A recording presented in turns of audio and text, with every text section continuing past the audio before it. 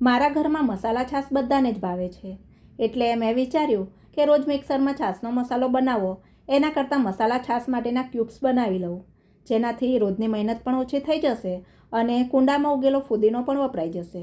એમ વિચારીને મેં કુંડામાંથી તાજો ફુદીનો કાપી લીધો અને તેને સાફ કરી લીધો. સાથે એક જોડી કોથમીરમાંથી પણ મેં ખરાબ પાન કાઢી લીધા અને બંનેને નળ નીચે સારી રીતે ધોઈ થોડીવાર પાણી નીતરવા દીધું. થોડીવાર પછી ફુદીનો અને કોથમીર બંને સરસ કોરા પડી ગયા એટલે મેં તેને મિક્સર જારમાં ઉમેરી દીધા.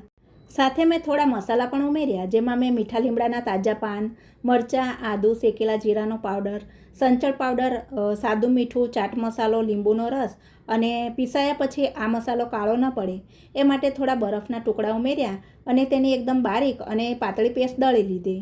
તૈયાર થયેલા આ મસાલેદાર મિશ્રણને મેં આઈસ ટ્રેમાં ભરી દીધું અને ફ્રીઝરના ખાનામાં મૂકી 4-5 કલાક સેટ થવા દીધું એટલે મિશ્રણ જામીને સરસ મસાલા ક્યુબ્સ તૈયાર થઈ ગયા. આ રીતે બનાવેલા મસાલા ક્યુબ્સને સીધા જ છાશમાં ઉમેરી બરાબર મિક્સ કરીને મસાલા છાશ બનાવી શકાય છે અને ફ્રીઝરમાં 15 દિવસ સુધી સ્ટોર પણ કરી શકાય છે.